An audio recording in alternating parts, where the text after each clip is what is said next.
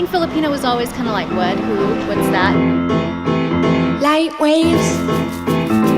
I really asked my mom, like, hey, are we Filipino? So yeah, you didn't know? Listening. Oh girl, that's some internalized bullshit. Tell me about the light waves.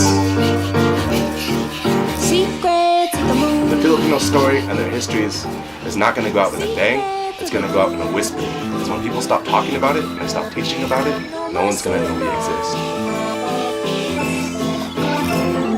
Set me free.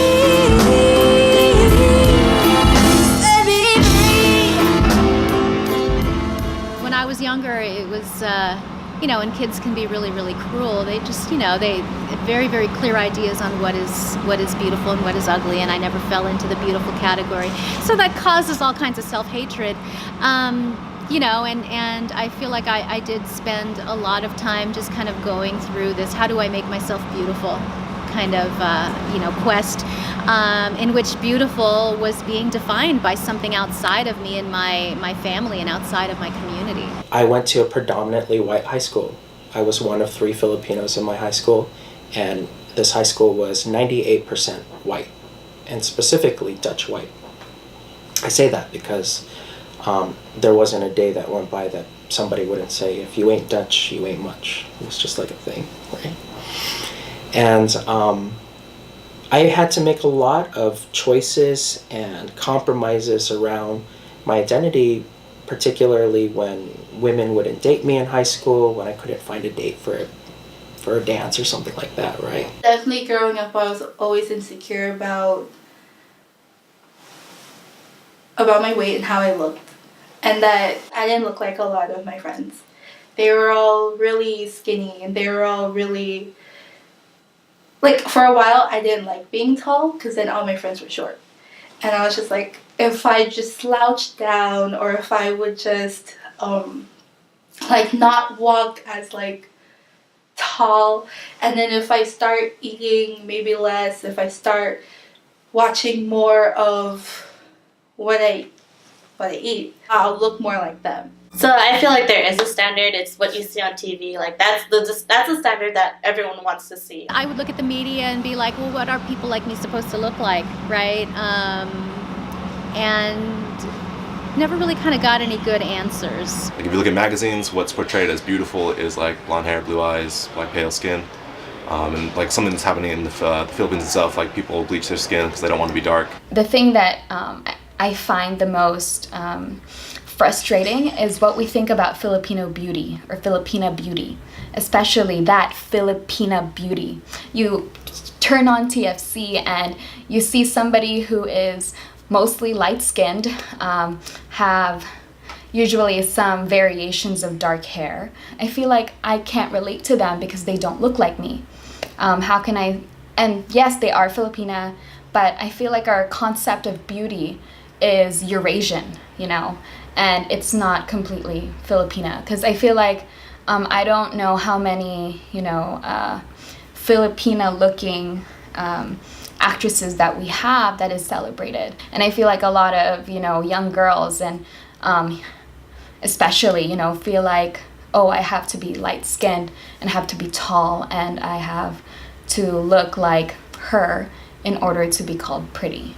And I feel like that is very detrimental in a lot of young girls, minds. I used to think that Filipinos are supposed to be really skinny, short, have pointy nose, long dark hair, pale,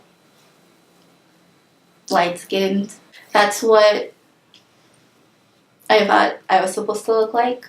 I just had a conversation with one of my friends. She was like, I went to the Philippines last year and I was trying to find sunblock and I couldn't find it. I just kept finding whitening cream. Definitely it took me a while to accept my dark skin. At home, there was whitening soap and I was just using it because my mom was just saying, you should use this.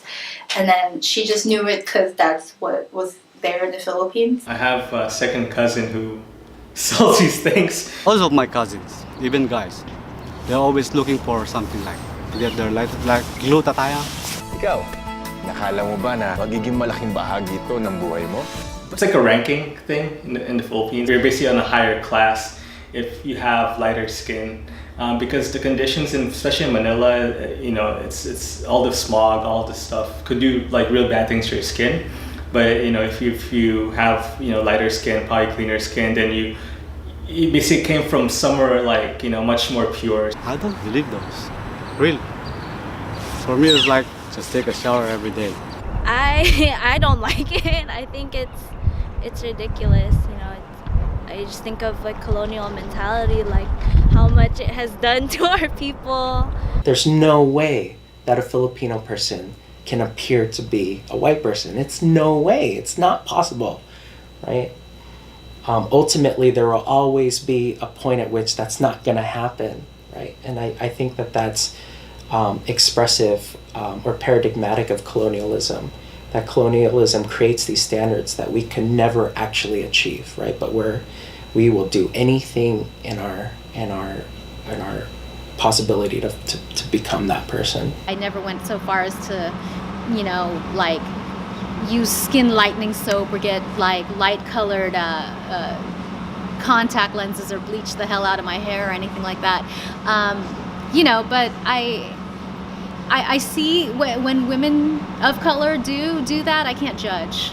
I cannot judge. It's just like, going on starve yourself diets because you feel like you have to look a certain way, or getting implants because, whatever, right? So all of us kind of go through that, like this beauty industry telling us that we're not pretty enough. I got very tired of like always just kind of, trying to fashion myself in a way that would seek somebody, and typically somebody male and somebody American, their approval. I think it's just ridiculous how we have to, start altering ourselves just to feel beautiful when we already are. If someone told me that when I was younger, I think I would not have gone through as much issues with myself. If someone just told me I was beautiful. I went to college in an extremely diverse place. I went to college in a place that didn't just have a lot of Filipinos or a lot of white folks. It had a lot of things. And it was easier for me to accept myself when these a lot of different types of people were accepting of me. People found me attractive, and I've never experienced that before. And so I was like, oh my God, like that's really cool. What you see in the mirror is what you should look like, basically. Whether it's with makeup on, without makeup on, so long as you feel comfortable in your own skin, that's what a Filipino should look like. For me, it's not the outside appearance. For me, it's all about inside. How you treat people, how you deal with people. If this is me, this is me.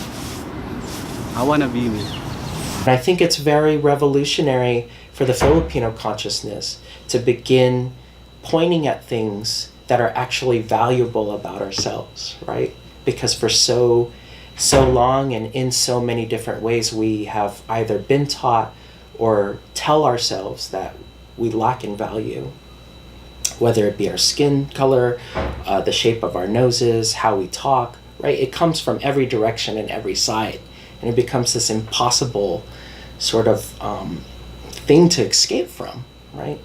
And so to just begin to start from the point that the wonderful things about you are wonderful to you, and they're probably related to a lot of things that Filipinos are in general. Just to start from that place, is very profound for a lot of Filipinos, right? To see ourselves as not being alone, to see ourselves as not being unique in the way that we're weird or different, but actually like we have a lot of things that are tied to other people who look like us and have experienced the things that we experience.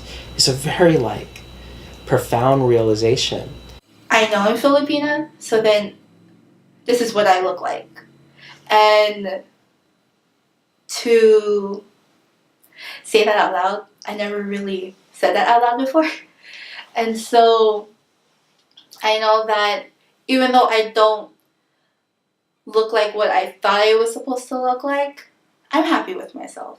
I love what I look like now.